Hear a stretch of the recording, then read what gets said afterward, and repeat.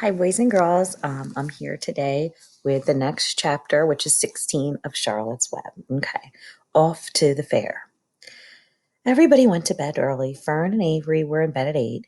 Avery lay dreaming that the Ferris wheel had stopped and that he was in the top car. Fern lay dreaming that she was getting sick on the swings. Lurvy was in bed by 8:30. He lay dreaming that he was throwing baseballs at a cloth cat and winning a genuine Navajo blanket. Mr. and Mrs. Zuckerman were in bed by 9. Mrs. Zuckerman lay dreaming about a deep freeze unit. Mr. Zuckerman lay dreaming about Wilbur. He dreamt that Wilbur had grown until he was 116 feet long and 92 feet high, and he had won all the top prizes at the fair and was covered with blue ribbons and even had a blue ribbon tied to the end of his tail. There's a picture of his dream.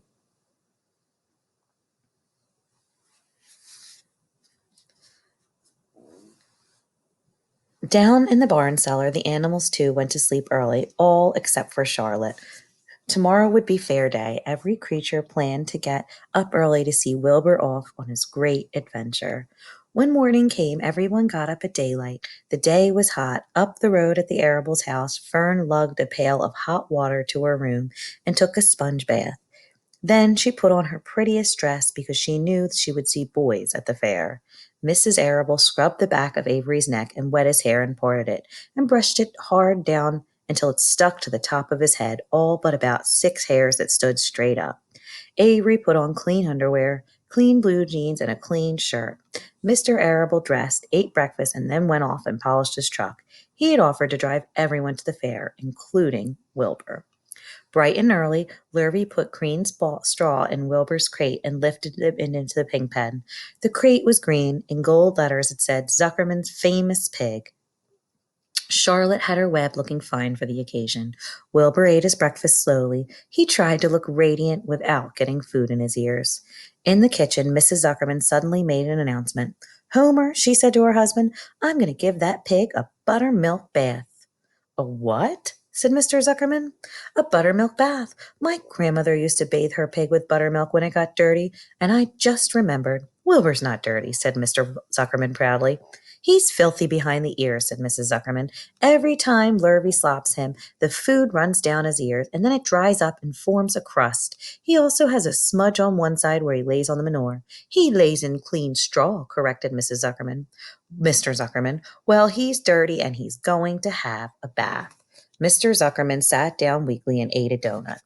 His wife went to the woodshed. When she returned, she wore rubber boots and an old raincoat, and she carried a bucket of buttermilk and a small wooden paddle. Edith, you're crazy, mumbled Zuckerman, but she paid him no attention. Together they walked to the pig pen. Mrs. Zuckerman wasted no time. She climbed into with Wilbur, and she went to work. Dipping her paddle in the buttermilk, she rubbed him all over. The geese gathered around to see the fun, and so did the sheep and the lambs. Even Templeton poked his head out cautiously to watch Wilbur get a buttermilk bath. Charlotte got so interested that she lowered herself off her dragline so she could see better. So there she is giving him a buttermilk bath. And I know it's hard to see, but if you look right over here, there's Charlotte lowering all the way down to see the bath and Mr. Zuckerman watching. Wilbur stood still and closed his eyes. He could feel the buttermilk trickling down his sides. He opened his mouth and some buttermilk ran in. It was delicious. He felt radiant and happy. When Mrs. Zuckerman got through and rubbed him dry, he was the cleanest, prettiest pig you ever saw. He was pure white, pink around the ears and snout, and smooth as silk. The Zuckermans went to change into their best clothes. Lurvy went to shave and put on his plaid shirt and his purple necktie. The animals were left to themselves in the barn. The 7 goslings paraded around and around their mother. Please, please, please take us to the fair, begged the goslings. Then they all began begging to go. Please, please, please, please, please, please, please. They made quite a racket. Children, snapped the goose, we're staying quietly at home. Only Wilbur is going to the fair. Just then Charlotte interrupted. I shall go too, she said softly. I've decided to go with Wilbur. He may need me. We can't tell what may happen at the fairgrounds. Somebody's got to go along who knows how to write. And I think Templeton better come too. I might need somebody to run errands and do general work. I'm staying right here, grumbled the rat. "I haven't the slightest interest in fairs." "That's because you've never been to one," remarked the old sheep. "A fair is a rat's paradise. Everyone spills food at the fair. A rat can creep out late at night and have a feast. In the horse barns you will find oats that the trotters and pacers have spilled. In the trampled grass of the infield you will find old discarded lunch boxes containing the foul remains of peanut butter sandwiches, hard-boiled eggs, cracker crumbs, bits of donuts, and particles of cheese. In the hard-packed dirt of the midway, after the glaring lights are out and the people have all gone home to bed, you will find a veritable treasure of popcorn fragments, frozen custard drippings, candied apples abandoned by tired children, sugar fluff crustals, salted almonds, popsicles, partially gnawed ice cream cones, and the wooden sticks of lollipops. Everywhere is loot for a rat. In tents, in booths, in haylofts. Why, a fair has enough disgusting leftover food to satisfy a whole army of rats." Templeton's eyes were blazing. "Is it true?" he asked. "Is this appetizing yarn of yours true? I like high living, and what you say tempts me." "It is true," said the old sheep. "Go to the fair, Templeton. You will find that the conditions of the fair will surpass your wildest dreams. Buckets with sour mash sticking to them, tin cans containing particles of tuna fish, greasy paper bags stuffed with rotten—" "That's enough," said Templeton. "Don't tell me any more. I'm going." "Good," said Charlotte, winking at the old sheep. "Now, there is no time to be lost. Wilbur will soon be put in the crate. Templeton and I must get in the crate now and hide ourselves." The rat didn't waste a minute. He scampered over to the crate, crawled in between the slats, and pulled straw up over him so he was hidden from sight. "All right," said Templeton. "I'm next." "Oh, wait, sorry. All right," said Charlotte. "I'm next." She sailed into the air, let out a dragline, and dropped gently to the ground. Then she climbed to the side of the crate and hid herself inside a knothole on the top board. The old sheep nodded. "What a cargo," she said. "That sign ought to say Zuckerman's famous pig and 2 stowaways." "Look out, people are coming, coming, coming," shouting the gander. "Cheese it, cheese it, cheese it." The big truck with Mr. Arable at the wheel backed slowly down toward the barnyard. Lurvy and Mr. Zuckerman walked alongside. Fern and Avery were standing in the body of the truck, hanging onto the sideboards.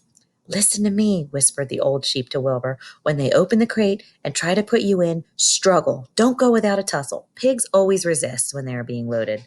"If I struggle, I'll get dirty," said Wilbur. "Never mind that. Do as I say. Struggle. If you were to walk onto the crate without resisting, Zuckerman might think you were bewitched. He'd be scared to go to the fair." Templeton poked his head up through the straw. "Struggle if you must," he said, "but kindly remember that I'm hiding down here in this crate, and I don't want to be stepped on, kicked in the face, or pummeled, or crushed in any way, or squashed, or buffeted about, or bruised, or lacerated, or scarred, or biffed. Just watch where you're going, Mr. Radiant, when they get to shoving you in." "Be quiet, Templeton," said the sheep. "Pull your head down. They're coming. Look radiant, Wilbur. Lay low, Charlotte. Talk it up, geese." The truck backed up slowly to the pig pen and stopped. Mr. Arable cut the motor, got out, and walked around to the rear, lowered the tailgate. The geese cheered. Mrs. Arable got out of the truck. Fern and Avery jumped down to the ground. Mrs. Zuckerman came walking down to the house. Everybody lined up to the fence and stood for a moment admiring Wilbur and the beautiful green crate. Nobody realized that the crate had already contained a rat and a spider. "That's some pig," said Mrs. Arable. He's very radiant," said Fern, remembering the day he was born. "Well," said Mrs. Zuckerman, "he's clean anyway. The buttermilk certainly helped." Mrs. Arable studied Wilbur carefully. "Yes, he's a wonderful pig," he said. "It's hard to believe that he was the runt of the litter. You'll get some extra good ham and bacon, Homer, when the time comes to kill that pig." Wilbur heard these words, and his heart almost stopped. "I think I'm going to be faint," he whispered to the old sheep who was watching. "Kneel down," whispered the sheep. "Let the blood rush to your head." Wilbur sank to his knees, all radiance gone. His eyes were closed. "Look," screamed Fern, "he's fading away." "Hey, watch me," yelled Avery, crawling on all fours into the crate. "I'm a pig! I'm a pig!" Avery's foot touched Templeton under the straw. "What a mess," thought the rat. "What fantastic creatures boys are. Why did I let myself in for this?" The geese saw Avery in the crate and cheered. "Avery, you get out of this crate this instant," commanded his mother. "What do you think you are?" "I'm a pig," cried Avery, tossing handfuls of straw into the air. "Oink, oink, oink." The truck is rolling away, Papa, said Fern. The truck, with no one at the wheel, had started to roll downhill. Mr. Arable dashed to the driver's seat and pulled on the emergency brake. The truck stopped. The geese cheered. Charlotte crouched and made herself as small as possible in the knothole so Avery wouldn't see her. Come out at once, cried Mrs. Arable. Avery crawled out of the crate on his hands and knees, making faces at Wilbur. Wilbur fainted away. The pig is passed out, said Mrs. Zuckerman. Throw water on him. Throw buttermilk, suggested Avery. The geese cheered. Lurvy ran for a pail of water. Fern climbed out of the pen and knelt by Wilbur's side. It's sunstroke, said Zuckerman. The heat is too much for him. Maybe he's dead, said Avery. Come out of that pig pen immediately, cried Mrs. Arable. Avery obeyed his mother and climbed into the back of the truck so he could see better. Lurvy returned with the cold water and dashed it on Wilbur. Throw some on me, said Avery. I'm hot too. Oh, keep quiet, hollered Fern. Keep quiet. Her eyes were brimming with tears. Wilbur, feeling the cold water, came to. He rose slowly to his feet while the geese cheered. There he is, getting water sprayed. Oops. There he is, getting water sprayed on him. He's up, said Mr. Arable. I guess there's nothing wrong with him. I'm hungry, said Avery. I want candy apple. Wilbur's all right, said Fern. We can start. I want to take a ride in the Ferris wheel. Mr. Zuckerman and Mr. Arable and Lurvy grabbed the pig and pushed him head first into the crate. Wilbur began to struggle. The harder the men pushed, the harder he held back. Avery jumped down and joined the men. Wilbur kicked and thrashed and grunted. Nothing is wrong with this pig, said Mr. Zuckerman cheerfully, pressing his knees against Wilbur's behind. All together now, boys, shove. With a final heave, they jammed him into the crate. The geese cheered. Lurvy nailed some boards across the end so Wilbur couldn't back out. Then, using all their strength, the men picked up the crate and heaved it aboard the truck. They did not know that under the straw was a rat and inside the knothole was a big gray spider. They only saw a pig. Everybody in, called Mr. Arable. He started the motor. The ladies climbed in the bedside next to him. Mr. Zuckerman and Lurvy and Fern and Avery rode in the back, hanging on to the sideboards. The truck began to move ahead. The geese cheered. The children answered their cheer, and everybody went away to the fair. And the next chapter is called Uncle. All right, boys and girls, whenever I read this to my class, this part, we always talk about all the fun things to do at the fair. And talk about if you've ever been to a fair or a carnival. So what I want you guys to do is, after you listen to this, try to get yourselves on Flipgrid and tell the class what you would do if you were going to a fair, if you wanted to go on the bumper cars or the Ferris wheel, or maybe have a certain treat like popcorn or ice cream, and what you would want to do when you were at the fair. All right, bye guys. Can't wait to hear your answers.